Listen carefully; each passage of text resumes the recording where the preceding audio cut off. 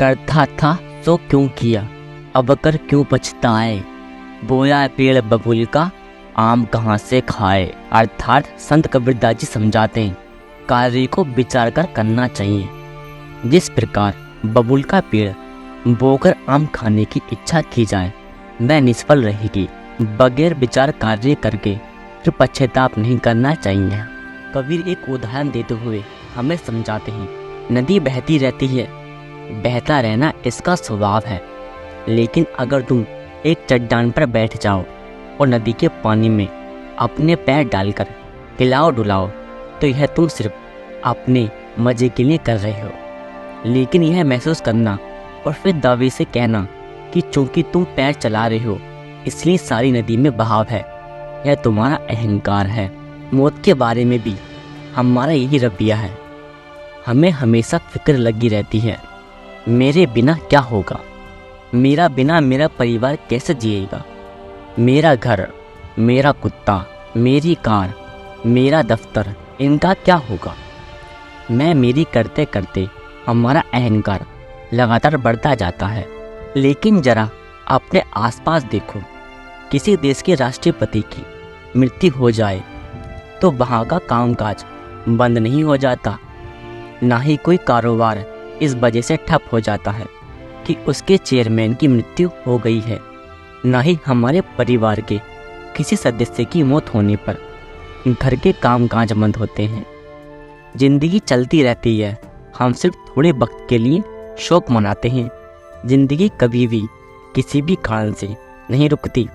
यह समुद्र की लहरों की तरह है जिसमें बहाव जारी रहता है, लहरें कभी नहीं रुकती।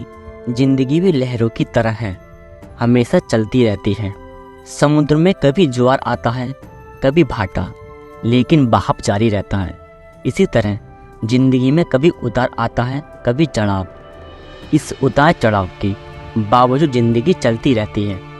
इसी तरह हम भी हमेशा बदलते रहते हैं। हम नन्हे शिशु से बालक हो जाते हैं, फिर जवान होते हैं और अधेड़ होकर बुजुर्ग हो जाते हैं। हर पल हमें बदलाव आ रहा है। हमारे शरीर के सेल्स नष्ट होते जाते हैं या फिर दोबारा बनते जाते हैं। हमारे चेहरे के हाव भाव हमारी मन की अवस्था के मुताबिक बदलते रहते हैं। हमारी नज़र कमज़ोर हो जाती है, हमें कम सुनाई देने लगता है, हमारे दांत खराब होने लगते हैं। ये सभी खतरे की घंटियाँ हैं जो हमें चेतावनी दे रही हैं कि वक्त गुजरता जा रहा है और इस दुनिया में हमारा वक्त भी जल्दी ही ख़त्म होने वाला है। अब वक्त आ गया है कि फिर से जवान बनने की कोशिश करने की बजाय हमें अपना ध्यान अंतर की ओर पलटे। अगर परमात्मा हमें हमेशा जवान रखना चाहता तो वह हमारे शरीर को ऐसा बनाता कि यह कभी बूढ़ा ही ना होता। बुढ़ापा परमात्मा की योजना का हिस्सा है जो हमें यह समझाने में मदद करता है कि मौत नज़दीक है। इस सब के बावजूद हमारा अहंकार कभी शांत नहीं हो पाता। हमारा अहंकार बुढ़ापे का हमेशा विरोध करता है। यह कोशिश करता है कि इस स्वाभाविक प्रक्रिया को पलटा जाए। हमें बुढ़ापे से डर लगता है। हम अपनी उम्र को छिपाने के लिए अपने बालों में रंग लगाते हैं, बोटक्स द्वारा अपनी झुर्रियों को मिटाते हैं, अपने शरीर के ढीले हुए अंगों को ऑपरेशन द्वारा कसवाते हैं। हम आँखों में रंगीन लेंस लगाते हैं और शुक्ल सूरत को सुंदर बनाने के लिए ऑपरेशन करवाते हैं।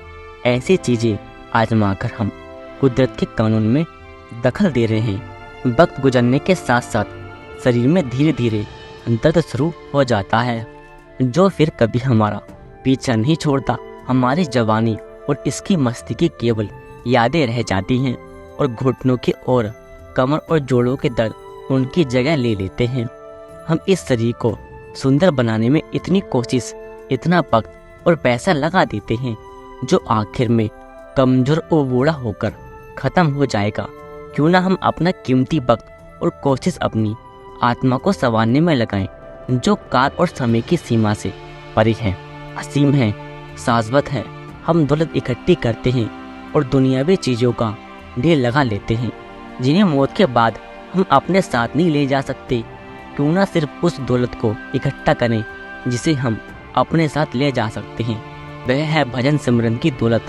जब हम अपनी कीमती वक्त और अपनी ताकत को भजन सिमरन में इस्तेमाल करेंगे, तब हमारे बालों के रंग की और हमारे चेहरे की झुर्रियों की कोई अहमियत नहीं रहेगी।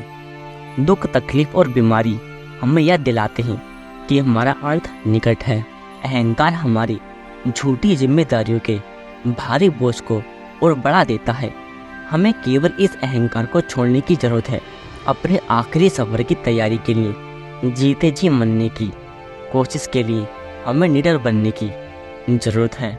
मोह की बेड़ियों को तोड़ने की ज़रूरत है और हमेशा के लिए अपने अहंकार को ख़त्म करने की ज़रूरत है। अब कबीर कहते हैं, सत्य की पहचान के लिए पहला कदम क्या है? हमें रोज़ बिना नागा भजन सिमरन करने की आदत डालने की ज़रूरत है। अपने लक्ष्य को प्राप्त करने के लिए और जिस दिशा में हमें आगे बढ़ना चाहते हैं, उसके लिए पूरी लगन का होना ज़रूरी है। जब सुबह अलार्म बजता है, उसी पल हम फैसला ले लेते हैं हमारी लगन का, हमारे इरादे का और हमारी अंदर प्यार है या नहीं। इसका फैसला उसी एक पल में हो जाता है। उसी एक पल में हमारी परमात्मा तक पहुंचने की कोशिश और चाह की गहराई का भी पता चल जाता है। या तो अलार्म बजते ही हम उठ जाते हैं या फिर अलार्म बंद करके सो जाते हैं। क्या हम अपना रूहानी सफ़र शुरू करने के लिए बेताब हैं या नहीं, इसका फैसला हम उसी एक पल में कर लेते हैं। अब उस वक्त की कल्पना करो जब हम छुट्टियां मनाने के लिए जाते हैं। मान लो हमें रात को देर से हवाई जहाज पकड़ना है। हमें तो अलार्म लगाने की भी ज़रूरत नहीं पड़ती। हम इतने जोश में होते हैं कि पूरी रात जागते रहते हैं। हम गुनगुनाते हैं, मुस्कुराते हैं और हमारे पाँव ज़मीन पर नहीं टिकते। हमारे बैग तैयार होते हैं और हम निकलने के लिए उतावले होते हैं। या तो सिर्फ छुट्टियां बिताने की बात है जो 1 या 2 हफ्तों में ख़त्म हो जाएंगी और उसके बाद हम उसी पुरानी दिनचर्या में लौट आएंगे। अब एक दूसरी स्थिति की कल्पना करो। अपने सद्गुरु से मिलने के लिए हमने सफ़र शुरू करने का वादा किया है। हमें अलार्म लगाने की ज़रूरत पड़ती है। जब अलार्म बजता है, हम उसी वक्त उसे बंद करके सो जाते हैं। हमें कोई उत्साह या बेशर्मी नहीं है, केवल उबासियाँ और खर्राटे। किसी दिन हम आलस से भरे जैसे तैसे बिस्तर से थोड़ा सा बाहर निकल तो आते हैं, लेकिन बैठे बैठे धीरे से सरक कर फिर लेट जाते हैं। हमारी नींद में कोई खलाल नहीं पड़ता। सतगुरु ने हमारा इंतज़ार किया, पर हमने अपना वादा पूरा नहीं किया। हमारा सफ़र शुरू ही नहीं हुआ, हम वहाँ पहुँचे ही नहीं, हमें मौका गवा दिया। श्री रामकृष्ण परमहंस अक्सर यह कहानी सुनाया करते थे। किसी शिष्य ने गुरु से पूछा, हम सत्य को कैसे प्राप्त कर सकते हैं? गुरु शिष्य को एक छोटे से तालाब के पास ले गए। वहाँ गुरु ने शिष्य के सिर को तब तक पानी में डुबाए रखा जब तक वह बाहर निकलने के लिए छटपटाने नहीं लगा। शिष्य ने हाथते हुए पूछा, आपने ऐसा क्यों किया? गुरु ने जवाब दिया, सत्य का साक्षात्कार इसी तरह किया जा सकता है, जब तड़प और कोशिश की हद इतनी बढ़ जाए जितनी कि दम घुटने पर एक सांस के लिए होती है, तब तुम्हें सत्य की प्राप्ति हो जाएगी। आओ हम भी अपना सब्र ऐसी तड़प और कोशिश के साथ शुरू करें मानो हम सांस लेने के लिए तड़प रहे हों। आओ हम सुबह उठने से शुरुआत करें।